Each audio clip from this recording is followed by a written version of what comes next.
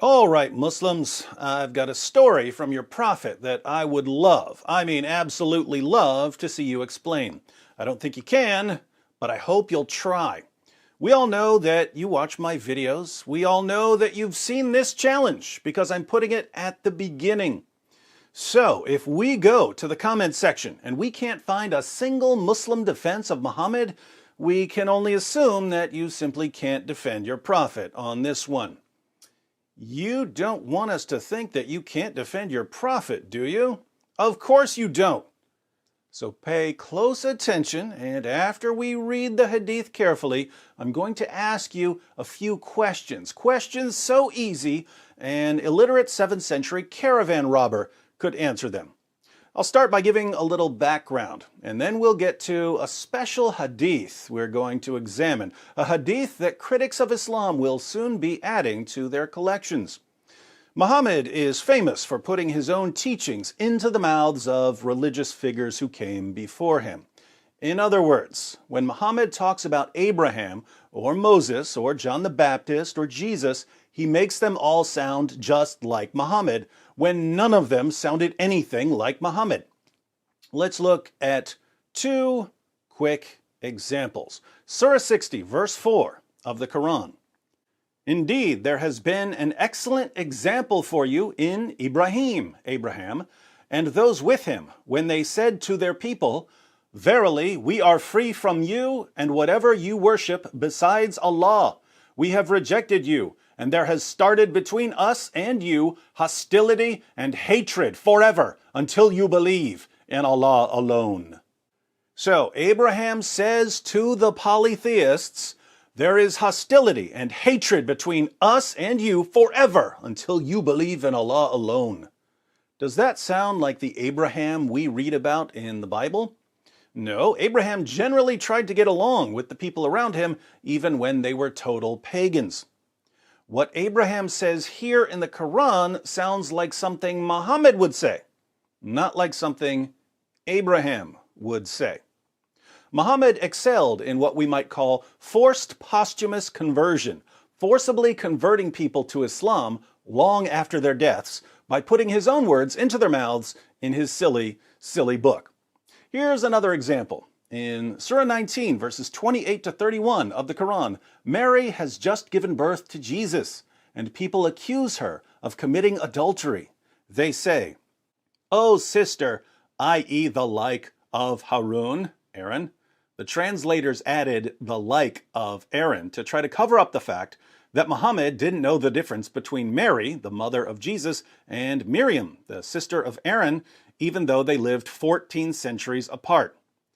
Your father was not a man who used to commit adultery, nor your mother was an unchaste woman. Then she pointed to him, i.e. the baby Jesus. They said, How can we talk to one who is a child in the cradle? He, Isa, Jesus, said, Verily, I am a slave of Allah. He has given me the scripture and made me a prophet, and he has made me blessed wheresoever I be, and has enjoined on me salat, prayer, and zakat, as long as I live. Does that sound like Jesus, let alone baby Jesus? No, that sounds like Muhammad. So Muhammad, over and over again, simply takes other religious figures and turns them into devout Muslims. Not surprising, since he was, after all, a professional robber. But Muhammad sometimes took this religious appropriation to whole new levels, giving other religious figures not only his theological teachings, but also his moral perversions. Muhammad was famous among his followers for being able to have sex with 9 or 11 women and girls in a single night. Consider a few passages. Sahih al-Bukhari, 5068. Narrated Anas, the Prophet used to go round, have sexual relations with all his wives in one night, and he had 9 wives. Sahih al-Bukhari, 5215. Narrated Anas bin Malik, the Prophet used to pass by, have sexual relation with all his wives in one night, and at that time he had 9 wives. By the way, check out the chapter heading, Whoever had sexual intercourse with all his wives and then took one bath only. Yes, history's greatest man would have sex with 9 women and girls, but would only take 1 bath. Sahih al-Bukhari 268, narrated Qatada, Anas bin Malik said, the Prophet used to visit all his wives in a round during the day and night, and they were 11 in number. I asked Anas, had the Prophet the strength for it? Anas replied, we used to say that the Prophet was given the strength of 30 men. And Sa'id said, on the authority of Qatada, that Anas had told him about 9 wives only, not 11. Notice that this wasn't something that Muslim men in general did. Muhammad's followers understood and boasted about the fact that their prophet, in particular, had the sexual strength of 30 ordinary men. So why did Muhammad have the sexual strength of numerous ordinary men? Well, Muhammad suggests that this was a special ability given to certain prophets, among them Muhammad and Solomon. Now for the hadith I'd like Muslims to explain. Sahih Muslim 4289. It was narrated from Abu Huraira that the Prophet said, Suleiman ben Daud, Solomon son of David, said, tonight I will go around to 90 women, and each of them will give birth to a knight who will fight in the cause of Allah. His companions said to him, say, if Allah wills.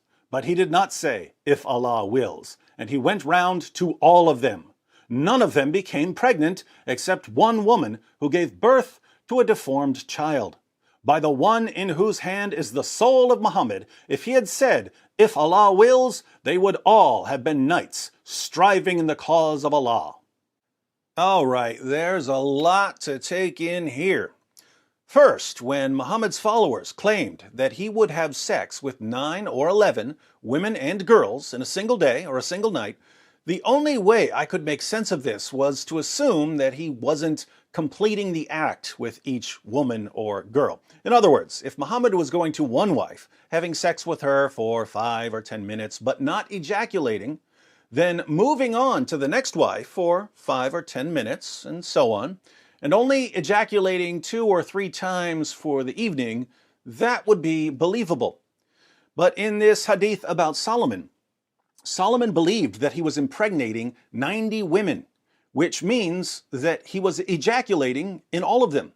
And since this is Muhammad telling the story, and Muhammad is clearly projecting himself onto Solomon, we can't help but conclude that Muhammad was somehow having 9 orgasms per night with his 9 wives. That would make Muhammad the Superman of sex.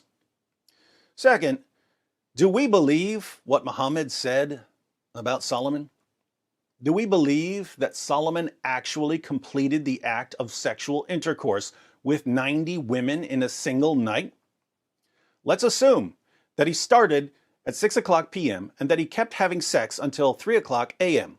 That would be 9 hours of sex. Since there were 90 women, Solomon would have needed to have sex with 10 women per hour. That's 1 woman every 6 minutes. Is this believable? Notice, if you're a Muslim, your prophet is the one who made this claim about Solomon. So you have to believe that Solomon ejaculated into a different woman every 6 minutes for 9 hours straight.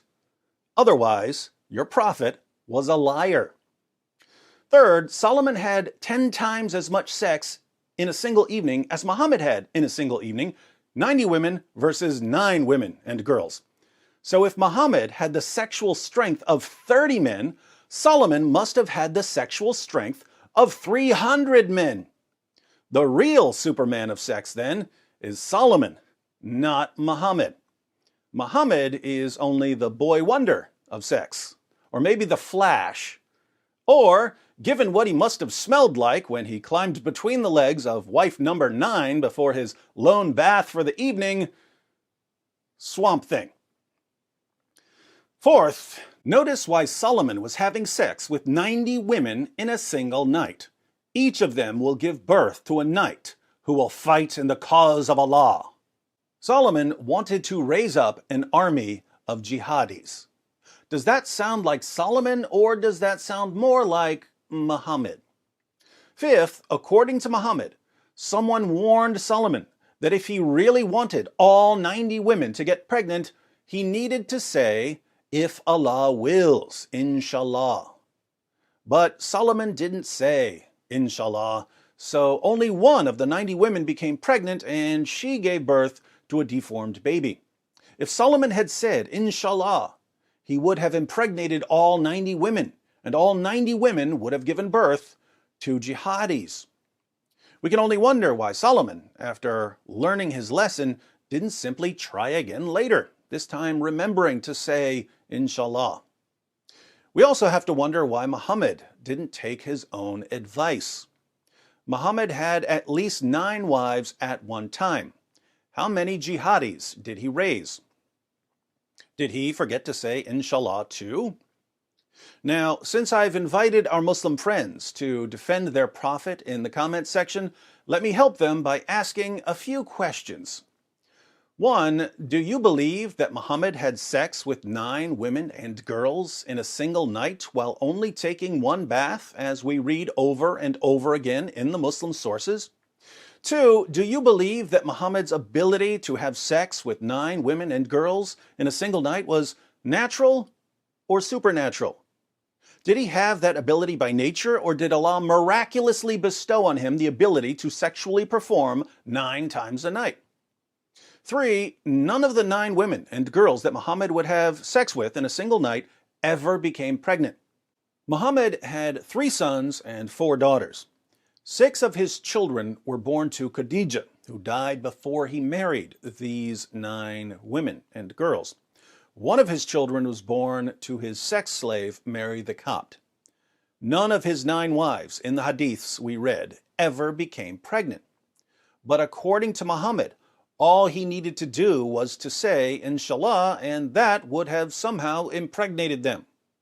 So, why didn't he say it, or why didn't it work? 4. Do you believe that Solomon had sex with 90 women in a single night? 5. Do you believe that Solomon's ability to have sex with 90 women in a single night was natural or supernatural? 6. When Allah was handing out supernatural sexual abilities to his prophets, why did he give Solomon the sexual strength of 300 men while only giving Muhammad the sexual strength of 30 men? 7. Do you believe that if Solomon had simply uttered inshallah before climbing on top of 90 different women, all 90 of these women would have given birth to jihadis? 8. Since Solomon was known for his wisdom, even in the Quran and the Hadith, why didn't he simply learn his lesson, have sex with 90 women again, and remember to say inshallah? 9. Given your ridiculous answers to questions 1 through 8, or your failure to offer any answers, how can you expect us to take your prophet seriously? 10. Why am I the first person to tell you about this hadith? There are a bunch of them in your most trusted collections, giving variations of the same story about Solomon. This is something that your prophet said to his followers to convince them to say inshallah. Why do your leaders hide these passages from you? Why do the kuffar have to tell you what your prophet really said? Those are my questions for Muslims, but I also have a question for you non-Muslims. Here goes. If Muhammad were alive today, how famous do you think he'd be as a 50-something-year-old porn star who could have 9 orgasms in a single recording? Let me know what you think in the comments. If you'd like to know more about the man Allah describes as an excellent pattern of conduct, be sure to watch my video, The Top 5 Most Disgusting Facts About Prophet Muhammad. It could save a life, and future generations will thank you.